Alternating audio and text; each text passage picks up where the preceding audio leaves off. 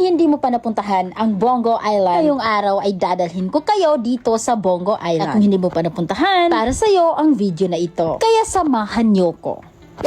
Assalamualaikum mga sisi ko, it's me again, Ate Ella, and welcome back to my mini vlog. Ngayong araw nga pala mga sisi ko ay pupuntahan natin ang Bongo Island. Kaya naman mga sisi ko ay maaga pa lang ay nasa Pantalan na tayo. Ito sa Campo Muslim, Cotabato City. Dahil mga sisi ko, dito tayo sasakay ng sinasabi nilang lansa. Kung hindi mo pa na-experience na pumunta dito sa Bongo Island, sa video na ito ay isasama ko kayo.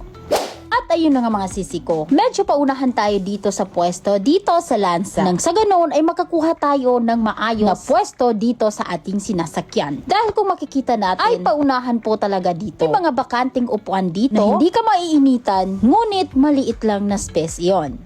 At ayun na nga mga sisi ko, umalis na tayo, nagsimula na tayo harapin ang mainit na panahon. Dahil nga mga sisi ko, wala tayong masisilungan. Kaya kinakailangan na tiisin natin para makarating sa Bongo Island. At sa aming paglalayag, ay nadaanan namin ito. Ito na nga ang simula ng aming paglalayag. Sa mga oras na ito ay di maiinda ang sobrang init ng panahon. Ay nga mga sisi ko, nasa 11:30 na kami nakaalis. Ang ating paglalayag, nasa 1 hour and 30 minutes or mahigit pa dyan. So if you guys asking, Bongo Island is a locality in Parang Maguindanao Autonomous Region in Muslim Mindanao. And Bongo Island is situated nearby to the locality Latanadato as well as near Market. And also Bongo Island is a barangay village of Parang, Philippines.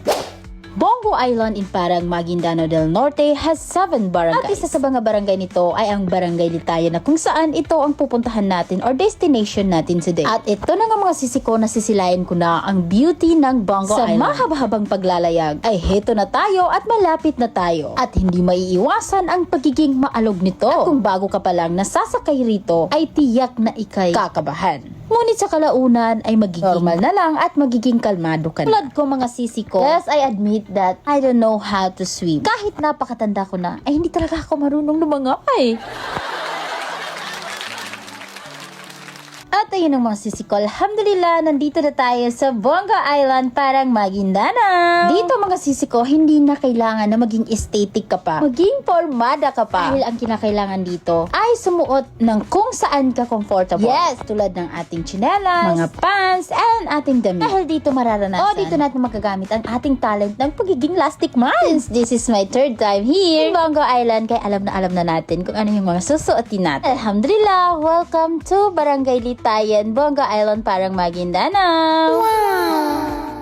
At kinakailangan na rin na sumakay tayo dito ng tricycle. Medyo malayo-layo ito, init pa. Dito na lang, see you sa next vlog.